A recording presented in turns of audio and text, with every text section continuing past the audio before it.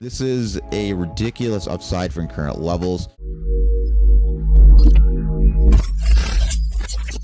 Hey guys, welcome to 𝗃𝗀𝗏, where we show you how to invest for a better tomorrow. My name is Tyler, and today we're going to be going over the big jump in the stock price of Marin Software, or ticker MRIN, why I think they have a good future ahead of them, and where they could possibly be seeing new highs for their share price based on their competition. So the big news coming out this morning, June 24th, is that they are adding ad integration into Instacart for anybody that's using them as a client, and this is going to help possibly increase a lot of profits and added revenue for companies that are using them as a source, mainly because being able to direct alternate products to coincide with what a company's already selling somebody into their cart, while also adding another touch point of interaction with customers, is huge in a lot of different settings for turnover, and how we can look at companies are going to be successful with finishing the selling process of their products. A big problem in e-commerce is that carts get left with items in them all the time, and orders actually don't get processed or anything from either somebody walking away from their computer or them deciding last second to not do it since they're not standing in a store. And I think the added direction of putting in ad banners and new pop-ups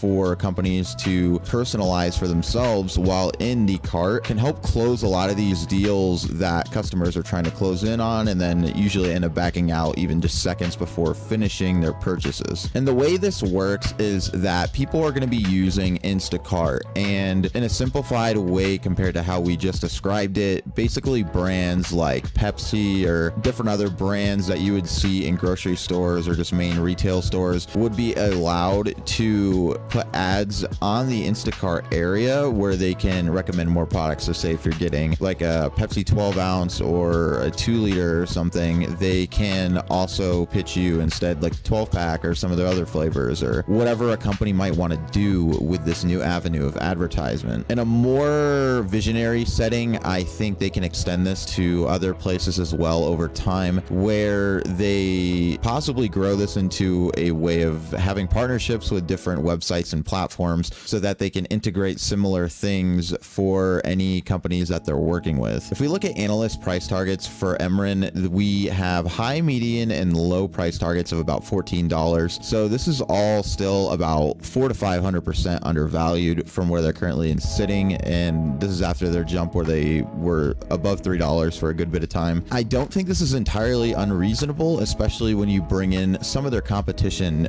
for comparison. We're going to be seeing Magnite, and Magnite is one of the more known stocks, and Magnite's going to be a more known stock for the specific niche that both of these sort of compete in. But basically what you can do is compare the market caps for these like we have done in past videos, and we can see the possible upside for MRIN over a long period of time. So as we're looking at the chart on Magnite, they're trading at around $35.70, and in the past, in February, they peaked around $65 at one point. As of today, at their current trading price, they're worth roughly $4 billion in market cap, and as we compare them to MRIN is only about $29 million in market cap, even at this price point of $268. What we could be looking at is a significant upside from current levels if they can integrate some more of their stuff and get more broadly known, and then they can show data that their advertisements inside of Instacart can help brands improve revenue, because it would give a lot of companies